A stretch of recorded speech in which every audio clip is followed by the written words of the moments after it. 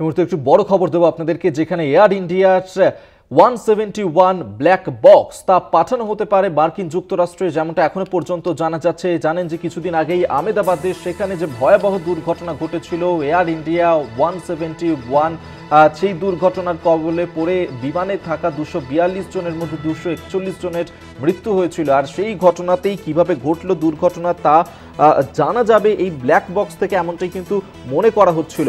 আমরা এই নিয়ে আরো বিস্তারিত কথা বলবো। রিয়া মাঝি আমাদের সঙ্গে টেলিফোনে রয়েছেন। প্রতিনিধি রিয়া, যে এই যে বিমান দুর্ঘটনা ঘটেছিল তার রহস্য ভেদ করা যাবে যদি ব্ল্যাক বক্স থেকে তথ্য উদ্ধার করা সম্ভব হয়, তাহলে এমনটা কিন্তু মনে করা হচ্ছিল। সেই ব্ল্যাক বক্সকে নিয়ে এবার কি আপডেট রয়েছে, কোথায় সেটি পাঠানো হতে পারে? দেখো, তোমাকে জানিয়ে রাখবো যে AI-171 এয়ার ইন্ডিয়ার যে অভিশপ্ত প্লেন যেটি ক্র্যাশ হয়ে গিয়েছিল তার ব্ল্যাক বক্সে কিন্তু একমাত্র রাস্তা, যেটি কি কথোপকথন হয়েছিল এটিসির সঙ্গে ককপিটের, সেই পুরো বিষয়টা জানার এবং কি থেকে ঘটনাটি ঘটলো, এত বড় ঘটনা, সেটা কিন্তু ব্ল্যাক বক্সের মাধ্যমেই জানা যাবে বলে এটাই কিন্তু আমরা জানতাম।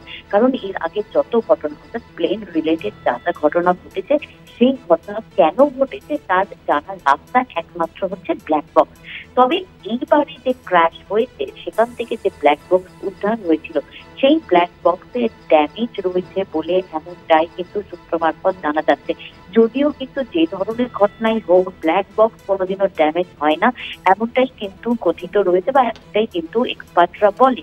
কিন্তু এখানে যেমনটা শোনা যাচ্ছে যে ব্ল্যাক বক্সে একটু ড্যামেজ রয়েছে এবং সেই কারণের জন্যই কিন্তু সেই ব্ল্যাক বক্স ডিকোড করা সম্ভব হচ্ছে না ভারতে, এবং সেই কারণের জন্যই মার্কিন যুক্তরাষ্ট্রে পাঠানো হবে ব্ল্যাক বক্স বলে এমনটাই কিন্তু সূত্র মারফত জানা যাচ্ছে। এবং তোমায় জানিয়ে রাখবো যে ডেটা ডিকোড করা অত্যন্ত জরুরি, কারণ কি হয়েছিল, প্লেন ক্র্যাশ কেন হলো, সেই বিষয়টা জানার জন্য কিন্তু ব্ল্যাক বক্সের ডেটা ডিকোড করা অত্যন্ত জরুরি।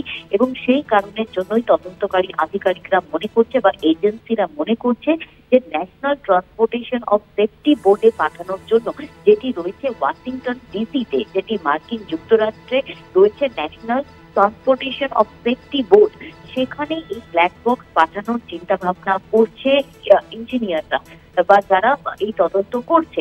কিন্তু গভর্নমেন্ট যতক্ষণ না পারমিশন দেবে ততক্ষণ তারা পাঠাতে পারবে না, এবং গভর্নমেন্টের যে সিদ্ধান্ত সেটাই চূড়ান্ত হবে বলে এমনটাও কিন্তু সূত্র মারফত জানা যাচ্ছে। কারণ ইতিমধ্যেই যাদের হাতে এই তদন্তভার ছিল তারা কিন্তু সেই বিষয়টা অর্থাৎ এই black box national transportation of safety বোর্ডে পাঠানোর জন্য আবেদন করছে, যেটি ওয়াশিংটন ডিসিতে রয়েছে।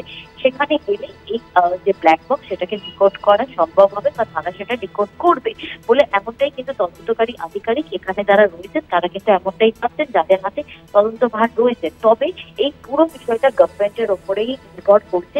গভর্নমেন্ট যদি পারমিশন দেয় তবেই কিন্তু ওয়াশিংটন ডিসিতে সেই ব্ল্যাক বক্স পাঠানো হবে এবং সেখান থেকে ডিকোড হলেই কেন এই প্লেন ক্র্যাশ সেই বিষয়টা কিন্তু স্পষ্ট হবে বলে এমনকি সূত্র মারফত জানা যাচ্ছে। ধন্যবাদ রিয়া তোমাকে। রিয়া মাঝে আমাদের সঙ্গে টেলিফোনে ছিলেন প্রতিদিন।